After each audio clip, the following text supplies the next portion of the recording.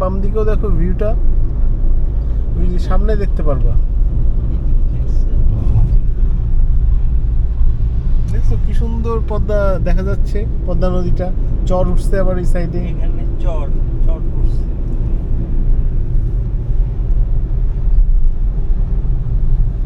এই দেখো এখন সামনে দেখো পদ্মা ব্রিজটা।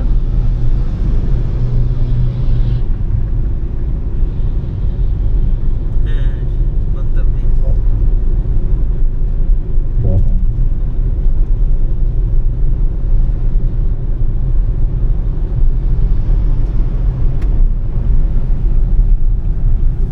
বাম দিকে দেখো চরগুলি দেখছো, আর এখানে এই হাঁটার যা সুন্দর জায়গা বানাইছে দেখো, ওয়াকওয়েগুলি,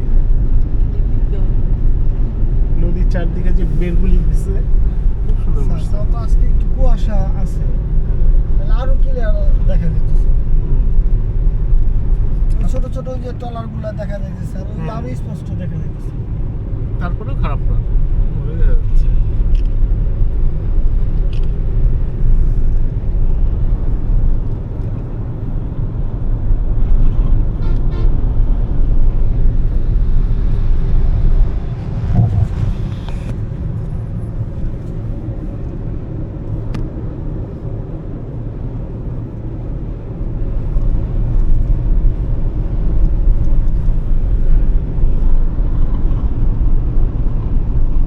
This is পদ্মা। স্যার ওই যে খুঁটিগুলো কারা দেখছেন না স্যার, হ্যাঁ, হ্যাঁ। ওগুলো কিন্তু বিদ্যুৎ বিদ্যুতের, হ্যাঁ। অ্যাকচুয়াল পদ্মা, জল ভর্তি।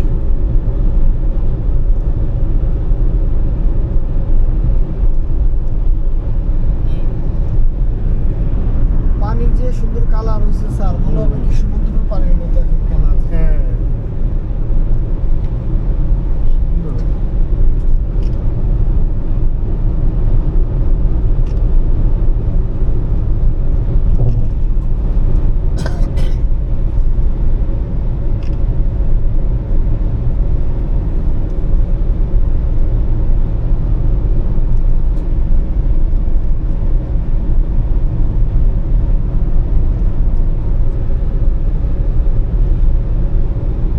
সামনে যে চরটা না স্যার বাপাসে, হ্যাঁ। তারপরে একটা চর আছে, ওরকম আচ্ছা। একটা চরে রিসিট বানাইতে চাইছে।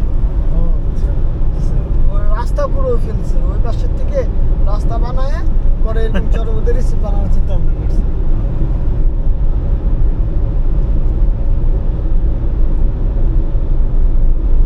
মানে এরকম জায়গায় যদি স্যার একটা রিসিট বানায় তো অনেক সবারই কিন্তু ভালো লাগবে। হুম।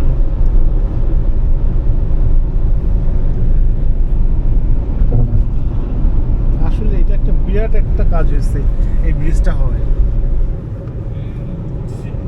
মানুষ যত কথাই বলুক, এত বড় একটা ব্রিজ করা এটা কম কথা না, তাই না? তারপর স্যার, এটা সবার জন্য ভালো, যে যায় বলুক আর না বলুক, হ্যাঁ দেশের উন্নয়ন দরকার আছে স্যার। হ্যাঁ, উন্নয়ন, এবং এই ব্রিজটা করে মানে মানুষের কত ভোগান্তি কমছে, মানে আমাদের ওই দিকের মানুষের, চিন্তা করেন না। প্রধানমন্ত্রীর যে যায় বলুক হ্যাঁ, স্যার, হ্যাঁ। আমি মনে করি স্যার ঠিক আছে। ঠিক আছে, সেটাই। 5 ঘন্টার জায়গায় এখন মাত্র 2 ঘন্টায় চলে যায় পরে।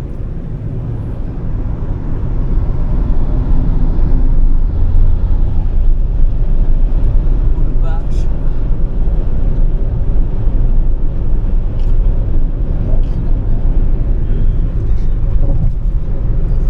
মানুষ যে আগে 500 টাকা কামাই করছে তখনও খায় বাঁচছে, এখন মানুষ 1500 টাকা কামাই করলে এখনো মানুষ খায় বাঁচতেছে, না খায় মরতেছে। এদিকে ঝড় পড়ছে।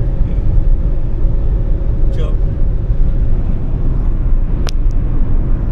স্যার ওই যে রিসিটের গল্প করলাম না স্যার, হ্যাঁ, হ্যাঁ। ওই দেখেন তার ডান দিকে ওই যে দেখছেন, হ্যাঁ, হ্যাঁ, ওই দিকটা রাস্তা নিয়ে আসছে ওই পর্যন্ত। এখন এটা কি হয়েছে, এটা করবে না? তা তো স্যার বলতে পারতেছি না এখন আর। মানে ওই পাশে থাকলে ভালো মতো দেখতে পারতেন জিনিসটা। ওই যে কোন দিক দিয়ে রাস্তা বানায় নিয়ে আসছে, ওই যে চর জায়গাটা। হ্যাঁ হ্যাঁ, দেখছি।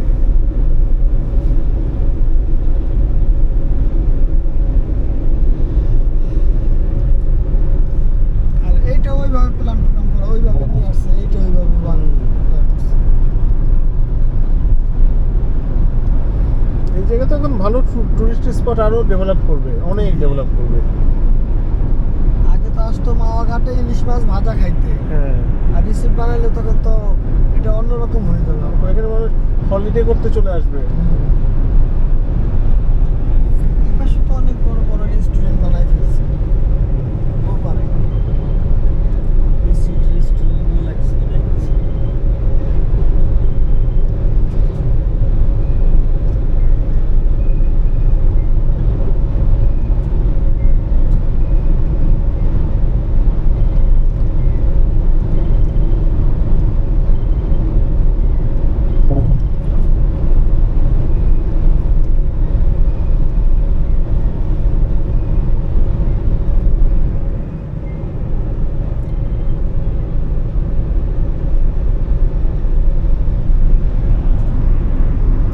ফেরিতে যেতে কত ঘন্টা লাগতো, আর এখন কয়েক মিনিটে আপনি চলে গেলেন, পার হয়ে গেলেন। ওয়েট করার থেকে শুরু করে ফেরি পার হওয়া বা এই করার থেকে ঘন্টার উপরে লেগে যেত। ওই ফেরি পার করে একেবারে এমন একটা বোরিং ছিল।